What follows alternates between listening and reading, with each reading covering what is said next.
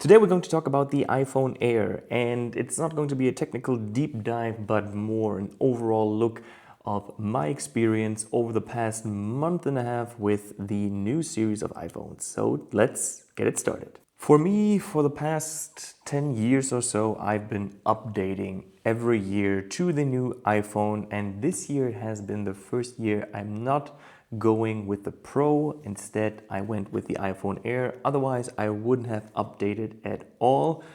And I wouldn't say I'm disappointed, because I'm actually not about the iPhone Air itself and what it features and what it brings to me, and trying to minimize on a couple of things with the use of an iPhone on a day-to-day basis.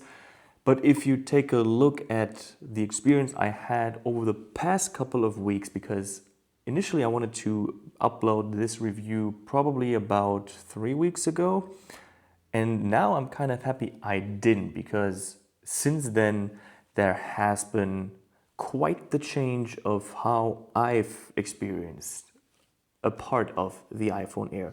And if I look at what's been going around on Threads, on Instagram, some YouTube reviews, there is a mixed bag of emotions regarding every new iPhone for this year's lineup. And for me, I can't speak on the iPhone 17 Pro or Pro Max or the regular 17, but I think throughout the lineup, it has been very, very all over the place. And for me, and what I just mentioned, for the past 3 weeks, something has changed. And not necessarily for the better, for the user experience, but just the quality aspect. And that's what I've been confronted with on social media more over and over, probably throughout the last 10 days. And I've recognized there's this ongoing notion that the overall hardware quality hasn't been up to date or up to speed with the more recent years, especially with the titanium lineup last year and I think the year before. This one is probably a step back. And I've also had a similar experience with the AirPods Pro 3, which I will get into in a separate video, because there has been a setback for the review itself as well. But for me, using the iPhone Air for the majority of the last 2 months and comparing it directly to the iPhone 16 Pro has been quite different, to be honest. So from a technical aspect or user experience, it has been quite all right. Actually, far better than I have imagined it to be, because I wanted to minimalize, trim down, slim down, and just be a little more conscious of how I use my iPhone, and use other products like the DJI Osmo 3 for video recording, or the Canon R5 Mark II for any type of video or photography, and just use the iPhone as it is intended to be, a phone. And I'm using it for iMessage, WhatsApp, FaceTime calling, regular calling, some browsing of course, and social media, because that's what we do here, right? And I've been using this iPhone in a case since day one. Probably for 5 out of 6 weeks, it has been great since I started noticing the changes. And since then, there has been a rapid decline in the surface of the backside, overall the amount of dust it collects and smear all over the back of the iPhone, and of course also on the front, on the display. I gotta say, it has been, at least from what it feels like to me, a major step down from last years and probably the past 2-3 years of iPhones. As I mentioned, I've been using this in a case since day one, and still it collected a couple of scratches, marks that I can't get rid of. I have been very careful. I never dropped it. I, again, almost never take it out of the case unless I use it for a photography session. But if that is the threshold of what can scratch the new lineup of iPhones, that's kind of bad, isn't it? And I've seen more photos recently on social media where people present their iPhone 17 Pro, the cosmic orange one, with scratches and marks and whatnot all over the back of the iPhone, and especially also with the iPhone Air, scratches, marks, even with very light or careful use. And for me, Apple, hardware-wise, hasn't been up to par with their standard, at least what it feels like. You know, when they presented the new iPhone lineup, it was already a surprise that they went from titanium, which they promoted all over the internet and media world, to use titanium. They made the switch to titanium on the iPhones to match with the Apple Watch Ultra, and all of a sudden it's gone, switched out for aluminum again, and it slightly feels inferior, for me at least, if you compare the iPhone 17 Pro to the 16 Pro, because I actually used one in store and the feeling wasn't quite the same for me. And you can say with the iPhone Air, it is not really comparable because it's not a Pro device and there are some major differences, camera lenses, size, thinness, etc., etc. But for me, because I am indeed, like probably everyone on social media, a very careful user of the iPhone, protecting it with cases that we get, screen protector, whatnot, and always cleaning it up. And it's not the same.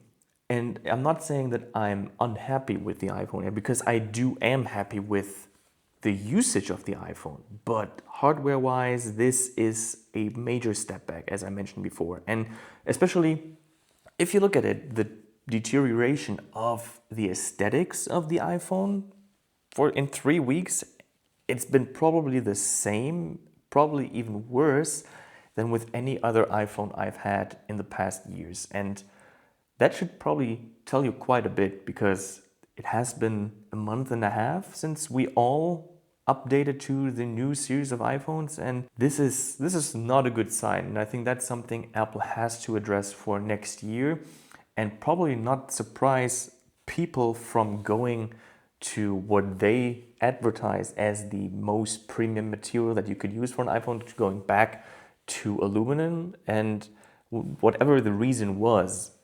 they degraded aluminum when they made the switch to titanium, and now basically they not only degrade titanium again, but they also degrade their past iPhones. And I think that's a very uncomfortable situation for them if you look deeper at that. And for me, I'm not someone who is incredibly particular about the material that they use. And I'm not going out, hey, I have an iPhone 16 Pro made out of titanium and this is the best thing ever. But at least be more conscious about what you did in the past, and not disregard or dismiss your previous campaigns and products, and actually devalue what they are with something that you have right now and that you're releasing right now.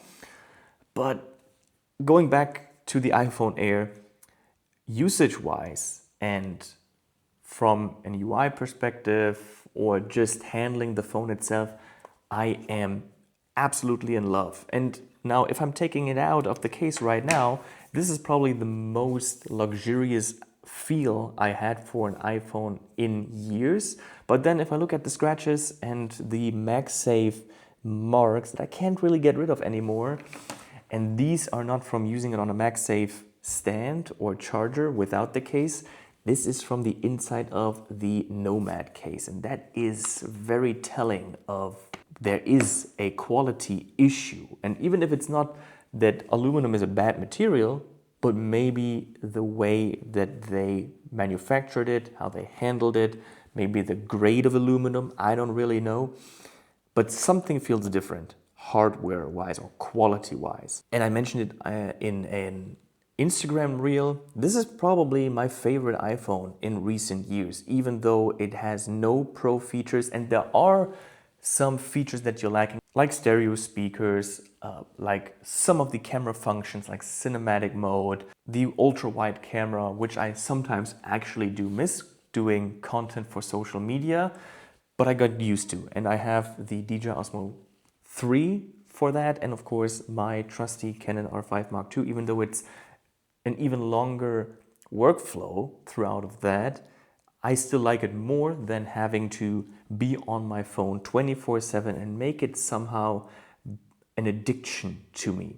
So otherwise, I love the contrast between the matte back and the shiny bezels. Yeah, that's basically it. I mean, I'm not totally negative about the phone in any specific UI or usage. I'm just very critical of the quality assurance, and quality inspection of the entire manufacturing process, because that hasn't been an Apple standard and it hasn't been an Apple-like experience. Let me know in the comments what you think about these quality flaws, and have you had the same experience with your iPhone Air, iPhone 17 Pro, or whatever iPhone you got for this new season? Let me know in the comments below. Subscribe for more videos, and I'll see you in the next one, and I'll cue the music. Bye.